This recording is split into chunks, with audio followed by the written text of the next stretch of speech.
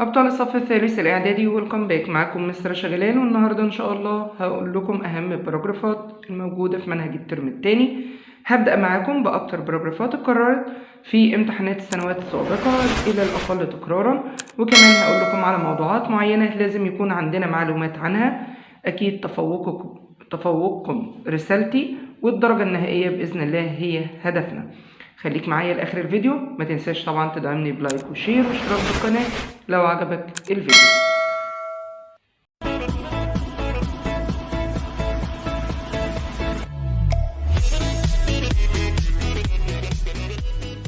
انا عندي 3 انواع من الكتابه، بيجي لي ريفيو، شورت ستوري، بايوجرافي. ال3 انواع دول انا طبعا كنت شرحت الفرق بينهم قبل كده، واللي لسه متلخبط انا هسيب لك لينك الفيديو في الوصف، في صندوق الوصف تحت الفيديو.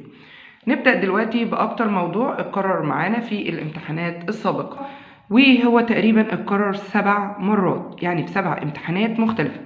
جه في البراكتس تيست، جه في محافظة الجيزة، محافظة اسكندرية، محافظة المنوفية، محافظة كفر الشيخ، محافظة أسيوط. ايه هو العنوان المهم ده؟ A biography. Biography of a person you like. أو يقول لي A biography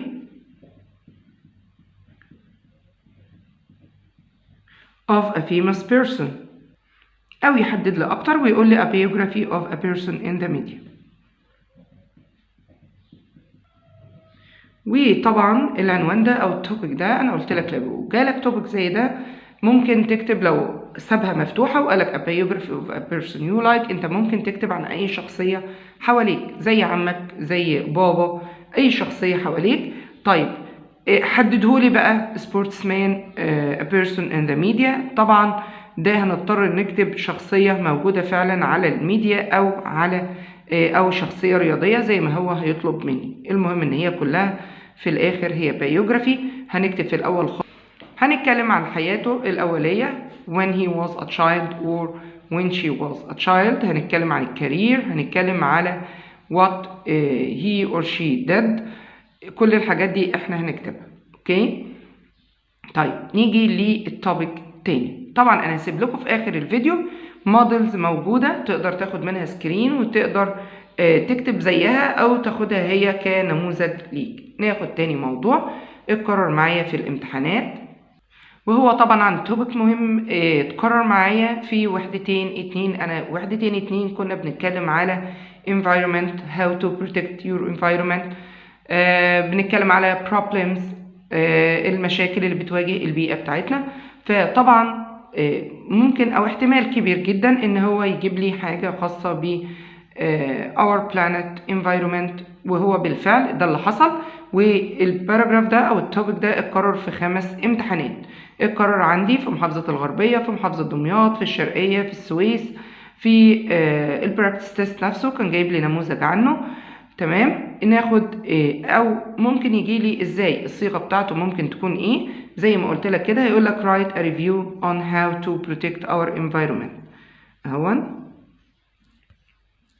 او يقول لي بصيغه تانية يقول لي a review on how to protect our planet.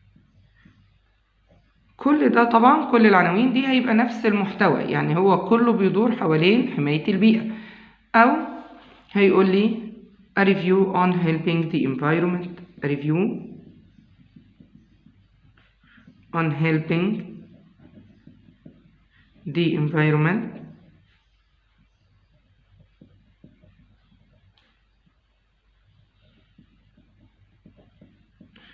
أو يقول لي a review on how to keep our environment clean.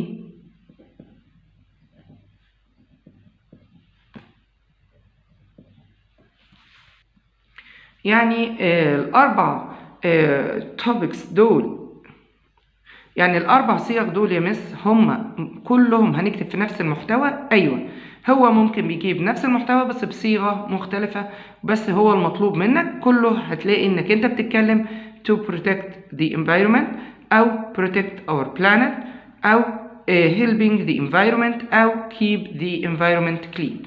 تمام. هتلاقي ان كله بيتكلم في نفس المحتوى، ان احنا ازاي نساعد البيئة، وده تاني اهم باراجراف اتكرر معايا في الامتحانات السابقة. paragraph of life in the future.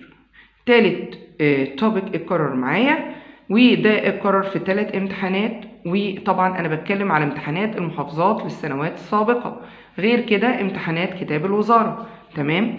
فتالت توبك اتكرر معايا عندي كان على life in the future، right؟ life in the future. وده طبعا لو جالي هيجيلي بالصيغة دي، هيقول لي a review on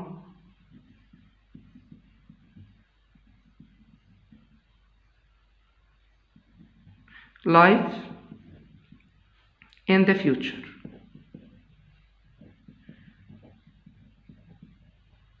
تمام. والباراجراف ده اتكرر معايا في جاء في البراكتس تيست اللي هو نموذج الامتحان الاسترشادي اللي بيديهولي في نهاية الكتاب، وجاء في محافظة القاهرة السنة اللي فاتت وفي محافظة قنا.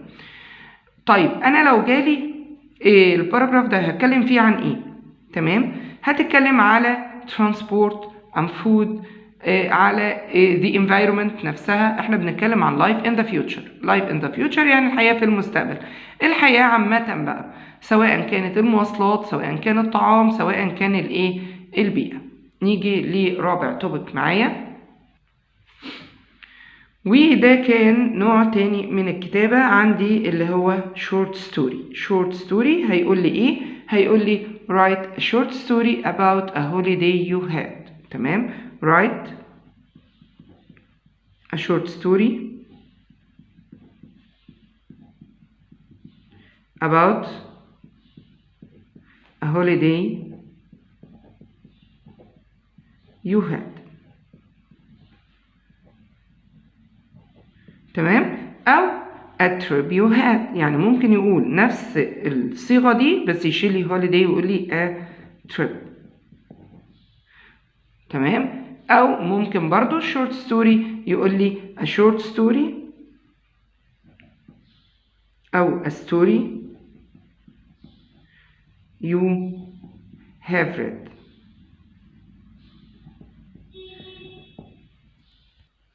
وطبعا لو قال لي a review on، وطبعا لو قال لي a short story about a holiday you had هنتكلم فيها عن أجازة، ولو قال لي trip هتتكلم عن رحلة هتتكلم، أو لو قال لك a story you have read يبقى هنا هتتكلم عن قصة أنت قريتها بالفعل.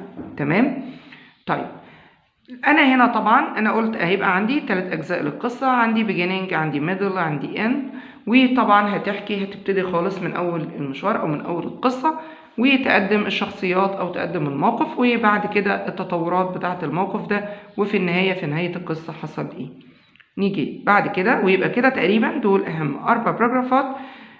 ده طبعا write a short story. short story اتكرر عندي في 3 محافظات، في 3 محافظات. طبعا جه في محافظة الغربية الترم التاني السنة اللي فاتت، جه في محافظة دمياط، جه في محافظة بني سويف.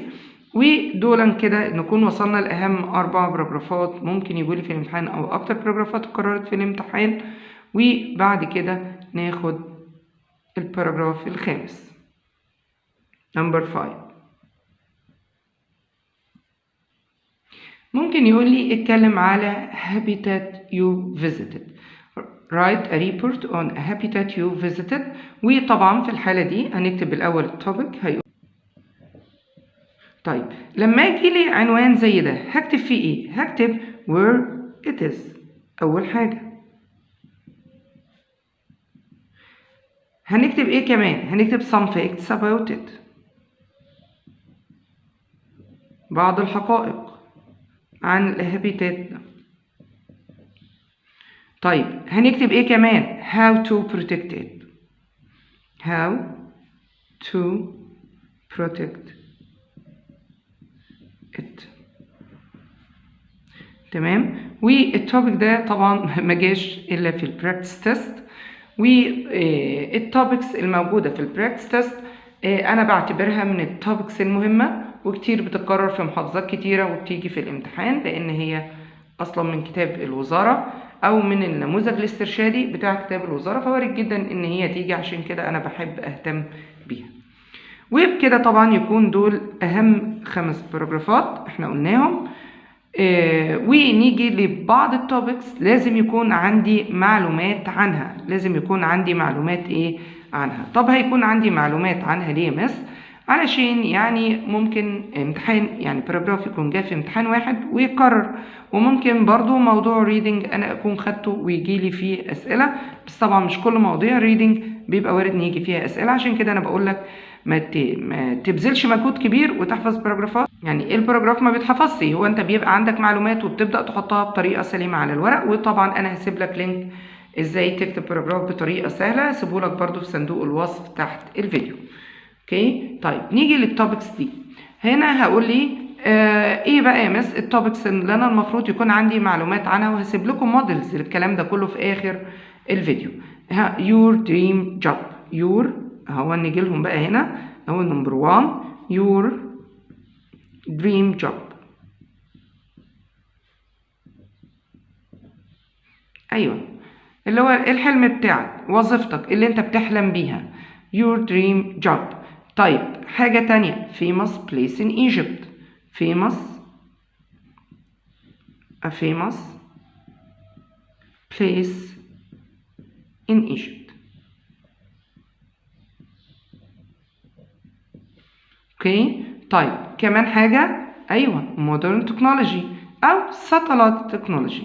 يعني ممكن يقول لي modern technology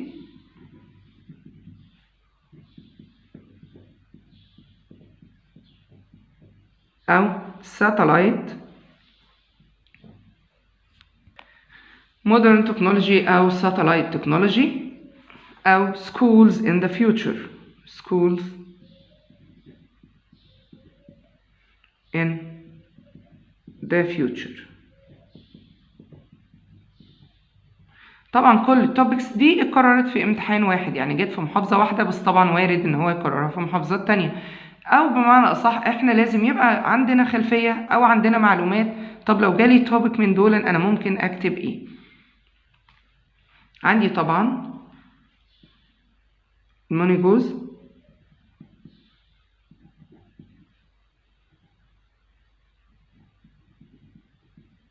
مونيجوزس، و climate change.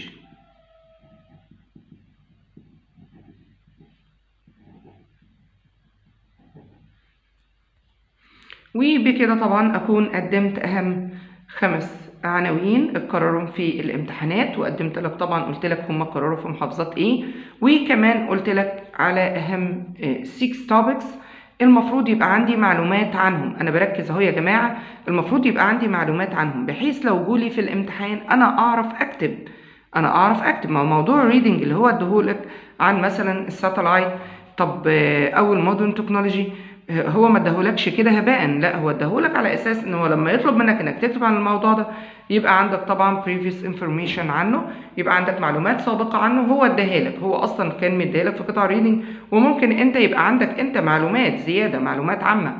تمام. برضو هتلاقي المونجوزس عندك درس كامل عنهم. تمام. خد معلومات only، معلومات بس واتعلم ازاي تصيغها بطريقه صحيحه وطريقه سهله.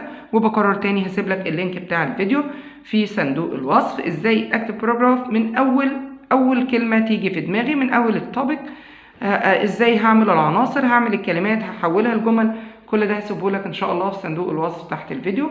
وطبعا زي ما قلت لكم تفوقكم رسالتي، وان شاء الله الدرجه النهائيه هي هدفي ان شاء الله. ويا ريت ما تنسوش تدعموني بلايك وشير واشتراك بالقناه علشان يوصلكم كل جديد باذن الله، وعشان يوصلكم باذن الله باقي المراجعات. هنراجع على الجرامر كله، هنراجع على كتاب الوزاره، هجيب لكم طبعا كل الاسئله بتاعه الورك بوك هحلها معاكم. وكمان باذن الله هنراجع كل حاجه خاصه بالامتحان باذن الله في فيديوهات لاحقه. اشوفكم على خير باذن الله في فيديوهات لاحقه. ما تنسوش لايك وشير واشتراك في القناه دعما لينا ان شاء الله عشان نستمر. باي.